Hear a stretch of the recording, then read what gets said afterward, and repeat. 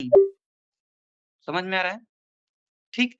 तो शब्दवाही होता है वायु, यानी आप कैसे शब्दों को धारण किए हैं, उससे आपकी वायु घटेगी और बढ़ेगी। चलो मैं बताता हूँ, एक मंत्र मैं कैंसर का मंत्र पिछले 19 तारीख से परीक्षित कर रहा हूँ, ठीक है? गुरुदेव की आज्ञा से, ठीक है? सुबह-शाम 1-1 डेढ़-डेढ़ घंटे मैं बैठता हूँ साधना में, ठीक?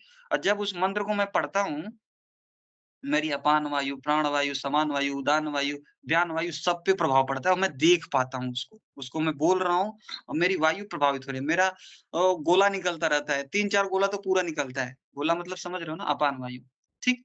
तो वो मंत्र पढ़ने से गोला निकल रहा है। क्यों? क्योंकि शब्द को कैसे आप धारण कर रहे हैं और किन शब्दों को आप धारण कर रहे हैं, उससे शरीर के वायु पे प्रभाव पड़ रहा है, शरीर के अंगों पे प्रभाव पड़ रहा है। और यही कारण है कि मंत्र को जब सही चैंटिंग किया जाता है, तो शरीर में परिवर्तन दिखता है।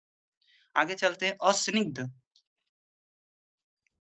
अच्छा ये इधर लिखा है, गुण लिखा है, ठीक है?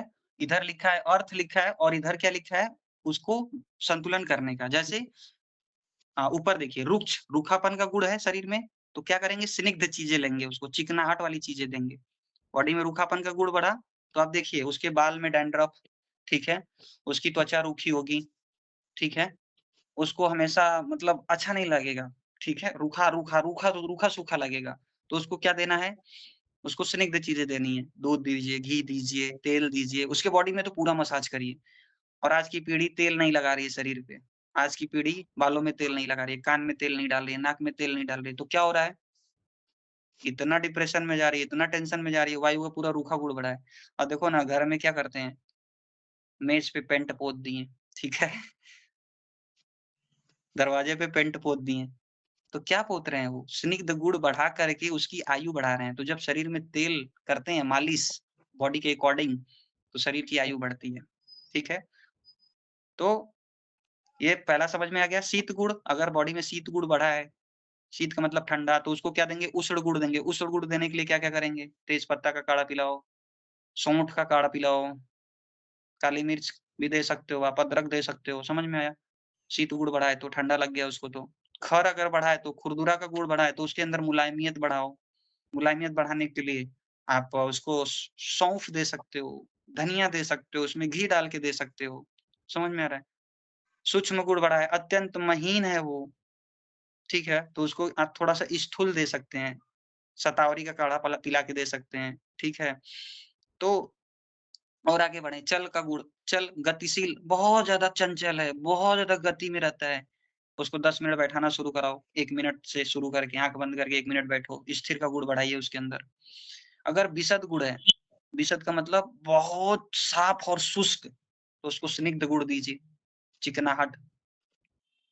विशद, खर, ये सब वायु के गुण हैं, उसको थोड़ा-सा स्थिर करना सीखिए। वही फिर नीचे आ गया, अस्निग्ध यानी बिना चिकनाहट का हो तो उसको स्नेह वाला दे दीजिए, ऊपर वाला ही टॉपिक्स है, ठीक है? तो मुझे लगता है कि ये वायु के जो गुण हैं, अगर इसको आपने अच्छे से उतार लिया ना, तो पता है क्या होगा? आप सामने वाले को देखोगे और समझ जाओगे कि इसके अंदर कौन-सा गुण बढ़ा है और जब कौन-सा गुण बढ़ा है, तो फिर इसको क्या देने की ज़रूरत है। समझ में आया? ये वायु वाला समझ में आया सबको? ऐसे ही जब सारे गुणों को हम देख लेंगे, तो आप पाएँगे कि आपको अब खेल समझ में आ रहा है। तो आज के लिए ही इतना ही रहने देते हैं, फिर मिलेंगे कभी, इनको और डेप्थ में ले भैया जाने के लिए। इसका स्क्रीनशॉट भेज देना मुझे भैया, हाँ, ठीक है, मैं भेज लिख नहीं दूँगा। पा रही। हाँ, हाँ, हाँ। समझ में आया वायु के गुण और मौसम कैसा चल रहा है, अब देखो ना उस अकॉर्डिंग शरीर में वायु घट रही है, बढ़ रही है। मौसम कैसा चल रहा है, उसी के अनुसार शरीर में वायु घट रही है, बढ़ रही है। ये स्क्रीन शेयर कौन किया था, इसको बंद कर दो।